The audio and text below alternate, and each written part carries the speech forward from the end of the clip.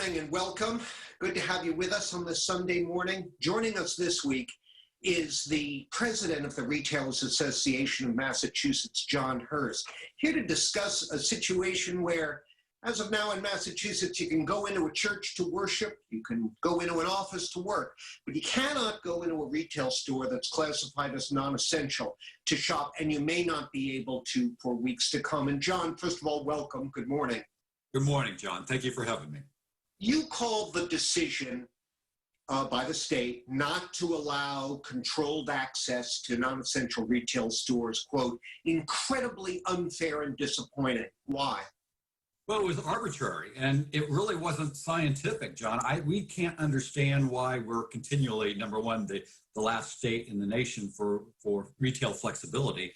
But number two, why is it safe that you and I can go get our hair cut now with absolutely no social distancing? You can go into a church with 40% occupancy. You can go into an office building with 25% occupancy, but you can't go into a retail store even with that limited type of occupancy. We did it totally different than what other states did. Other states flipped it.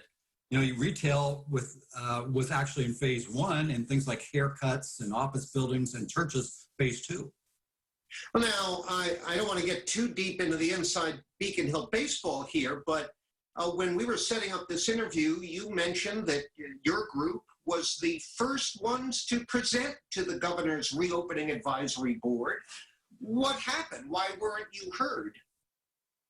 Well, frankly, John, we still don't have any answers as to why we weren't included in phase one, and nor do we have answers of how was the science dictated.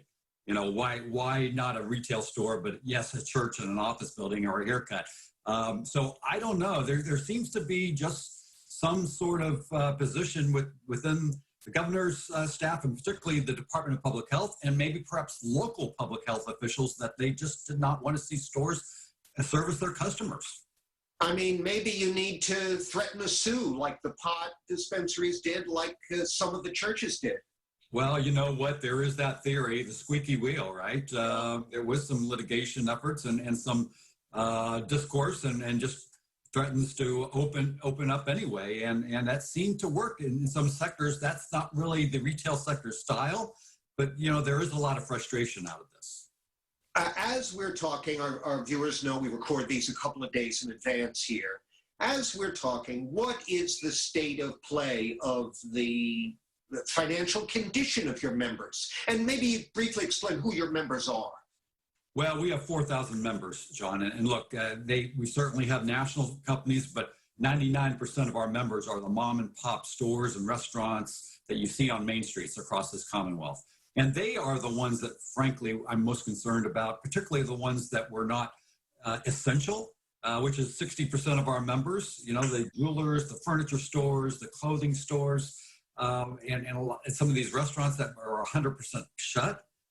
They have absolutely no sales, yet they continue to have bills from their landlord. They have to pay their rent. They have inventory, that they bought 6 months ago, and they are prohibited to sell. And a lot of that inventory, if it's clothing and so forth, it's already out of season, and the value of it has dropped. So these are the businesses I'm concerned about. They have no income. They're forced by government to not service their customers. And about 30% of them say that they are somewhat to extremely unlikely to ever reopen again. And what's your understanding of what you're going to be allowed to do next and when you're going to be allowed to do it? Well, we believe in phase two, there will be some level of retail openings. I think it will likely be at a certain percentage occupancy. You know, like we saw the office buildings for phase one was 25%, the churches 40%. All along, the grocery stores, for instance, had 40% occupancy. A lot of states have done 50%. Somewhere along those lines, I think the stores will fit, and hopefully they can bring in their customers back slowly but surely. But I do have to take the break. But curbside, which you're allowed to do now, that's not getting it done for your people? It doesn't work if you have something that someone wants to sit on, like furniture, clothing, someone wants to try on, jewelry, someone picking out wedding bands. They're not going to pick it up curbside. There's certain things you've got to have face-to-face interaction with.